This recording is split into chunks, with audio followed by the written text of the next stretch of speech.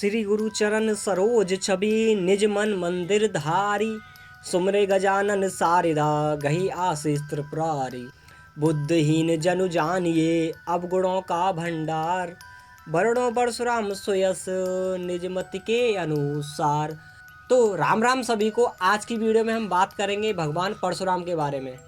भगवान परशुराम जिन्होंने 21 बार इस पृथ्वी से क्षत्रियों का विनाश किया था। भगवान परशुराम जो आज भी महेंद्रगिरी पर्वत पर तपस्या कर रहे हैं। भगवान परशुराम जो कलयुग के अंत तक इस पृथ्वी पर रहने वाले हैं। तो आज की वीडियो में हम उन्हीं के बारे में बात करेंगे कि क्यों उन्होंने 21 बार इस पृथ्वी से क्षत्रियों का विनाश किया। तो सबसे पहले अगर हम उनके जन्म की बात करें तो उनका जन्म वैशाख शुक्ल तृतीया को मध्य प्रदेश के इंदौर जिले के मानपुर गांव में हुआ था। अगर हम उनके माता पिता के बारे में बात करें तो उनकी माता का नाम था रेणुका और उनके पिता का नाम था जमदग्नि। जमदग्नि एक ब्राह्मण थे और उनकी माता एक क्षत्रिय थी। ऋषि जमदग्नि के 5 पुत्र हुए थे, जिनमें से परशुराम सबसे छोटे थे। ऋषि जमदग्नि के पास एक कामधेनु गाय थी जो इच्छा की पूर्ति करती थी, जिसे इच्छा पूर्ति गाय भी कहा जाता था। एक बार जब राजा कार्तवीर के पुत्र ऋषि जमदग्नि के आश्रम में जाते हैं तो वह वहाँ पर कामधेनु गाय जिसका नाम था सुशीला उसका चमत्कार देखते हैं और चमत्कार देखकर वह खुश हो जाते हैं और मन ही मन सोचते हैं कि यह गाय हमारे पास होनी चाहिए और यह गाय हम किसी भी कीमत पर यहाँ से ले जाकर रहेंगे। तब वह वहाँ से जाकर अपने पिता कार्तवीर को बताते हैं। तो राजा कार्तवीर अपने पुत्रों की इच्छा की पूर्ति के लिए ऋषि जमदग्नि के आश्रम में जाता है और ऋषि जमदग्नि से कहता है कि हे ऋषि, मुझे पता चला है कि तुम्हारे पास एक गाय है जो इच्छा की पूर्ति करती है, वह गाय मुझे दे दो। तब ऋषि जमदग्नि कहते हैं कि मैं यह गाय किसी भी कीमत पर नहीं दूंगा, चाहे मुझे इसके लिए युद्ध ही क्यों ना करना पड़े। तब राजा कार्तवीर वहाँ से ज़बरदस्ती कामधेनु गाय को ले जाता है और अपने पुत्रों से कहता है कि मैंने तुम्हारी इच्छा की पूर्ति कर दी है, मैं राज दरबार में तुम्हारे लिए कामधेनु गाय को लेकर आ गया हूँ, लेकिन मुझे डर है परशुराम से।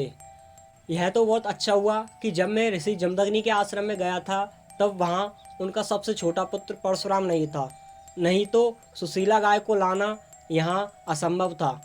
तब उसके पुत्र बहुत खुश हो जाते हैं और सुशीला गाय से अपनी इच्छा की पूर्ति करने के लिए कहते हैं। तब सुशीला गाय उनकी इच्छा की पूर्ति नहीं करती है।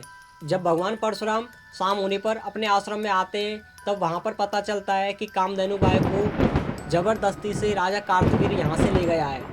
तब भगवान परशुराम राजा कार्तवीर के दरबार में जाकर राजा कार्तवीर के चारों पुत्रों से उस गाय को ले आते हैं।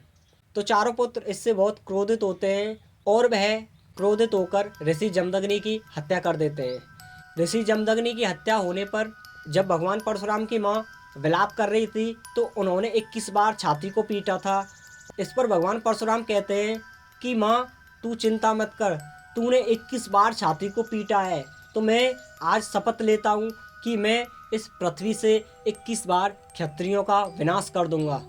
तब वहाँ से शपथ लेकर भगवान परशुराम क्षत्रियों का विनाश करने के लिए चले जाते हैं और 21 बार पृथ्वी से क्षत्रियों का विनाश कर देते हैं।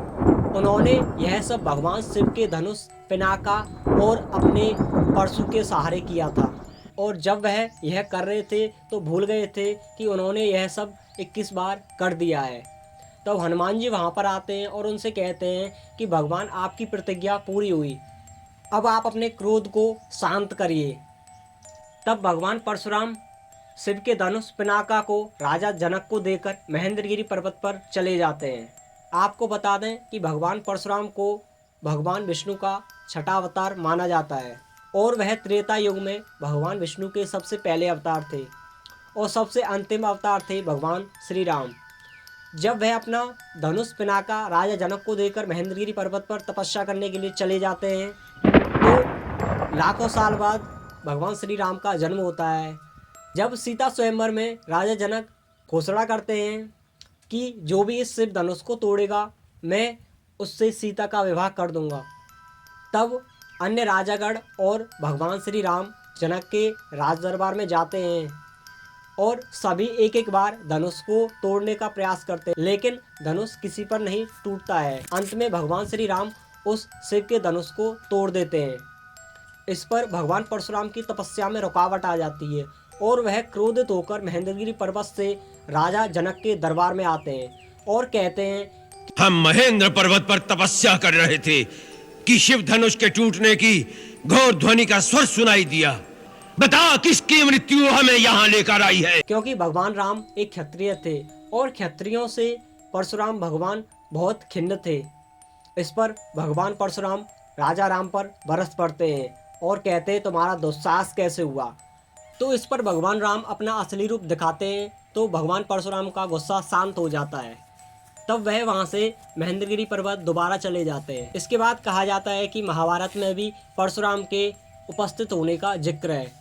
भगवान परशुराम ने महान योद्धा पितामह भीष्म, द्रोणाचार्य और कर्ण को शस्त्रों की शिक्षा दी थी। इसके बाद कहा जाता है कि भगवान परशुराम महेंद्रगिरी पर्वत पर तपस्या करने के लिए जाते हैं और माना जाता है कि तभी से भगवान परशुराम अपनी तपस्या में लीन हैं और इंतजार कर रहे हैं भगवान कृष्ण के आखिरी अवतार कल्कि की। मैंने आपको पिछली वीडियो में भी बताया था कि हमारी पृथ्वी पर 8 चिरंजीवी मौजूद हैं, जिनमें से परशुराम भी एक हैं और उनका लक्ष्य है भगवान कृष्ण के आखिरी अवतार कल्कि की सहायता करना और उनका युद्ध गुरु बनना। भगवान परशुराम के जन्म लेने के 2 कारण थे। सबसे पहला कारण था कि उन दुराचारी क्षत्रियों का विनाश करना जिन्होंने पृथ्वी पर हाहाकार मचा दिया था और पाप को बढ़ा दिया था। उन्होंने हैह वंश के क्षत्रियों का विनाश किया था। और दूसरा कारण था भगवान कल्कि की सहायता करना, उनका युद्ध गुरु बनना, क्योंकि आने वाला समय बहुत ही भीषण होने वाला है जिसमें 8 चिरंजीवी भगवान कृष्ण की सहायता करेंगे और कलिराज नामक राक्षस का वध करेंगे और सदा सदा के लिए पाप का विनाश करेंगे।